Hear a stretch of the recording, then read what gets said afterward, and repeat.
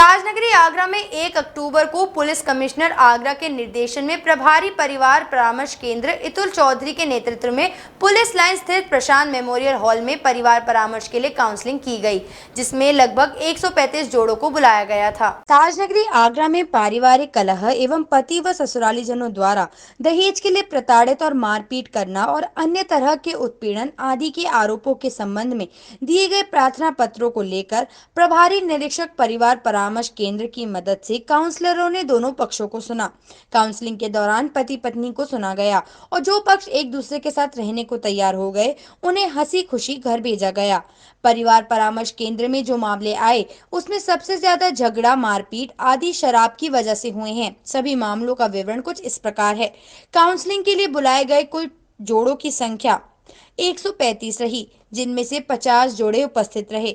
इनमें से कुल 19 जोड़ों में समझौता कराया गया। इसके अलावा 8 लोगों पर एफआईआर दर्ज हुई है और 69 लोगों को काउंसलरों द्वारा आगे की तारीख दी गई है। सामान्यतया जो परिवार परामर्श केंद्र पर मामले आते हैं उनसे आप लोग परिचित ही हैं। जहां पति पत्नी के विवाह से संबंधित मामले आते हैं, कुछ नए किस्म के मामले भी सामने आ रहे हैं। जैसे एक शब्द है सुझाव ग्रहणशीलता, जहां पर बड़ों की बातों को लोग बिना तर्क वितर्क के भी स्वीकार कर लेते हैं।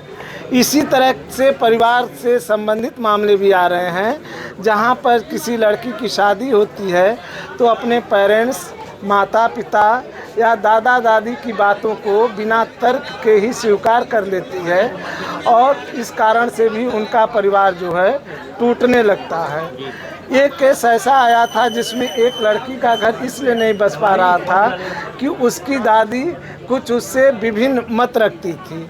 बाद में उस लड़की को समझाया गया कि तुम्हारा घर तभी बसेगा जब तुम सही और गलत के बीच अंतर करना सीखोगी। ठीक है, तुम्हारी दादी या माँ तुम्हारे लिए शुभचिंतक हो सकती हैं, लेकिन उनकी बातें तर्क के आधार पर स्वीकार इसलिए नहीं किया जा सकता कि इस आधार पर तुम्हारा घर बस नहीं पा रहा है। तो फिर उन दोनों फैमिलीज़ को समझाया गया, पति पत्नी को समझाया गया, फिर दोनों साथ साथ रहने के लिए तैयार हुए। तो आप सुझाव जब किसी का स्वीकार करें, चाहे वो पेरेंट्स हों या कोई आपके शुभचिंतक हों, तो इस बात को ज़रूर में ध्यान रखें कि जो आप जिसके सुझाव को स्वीकार कर रहे हैं उसका सुझाव हमारे लिए सही भी है कि नहीं है। डीजी महाराजा न्यूज़ के लिए शैलेंद्र लवानिया की रिपोर्ट।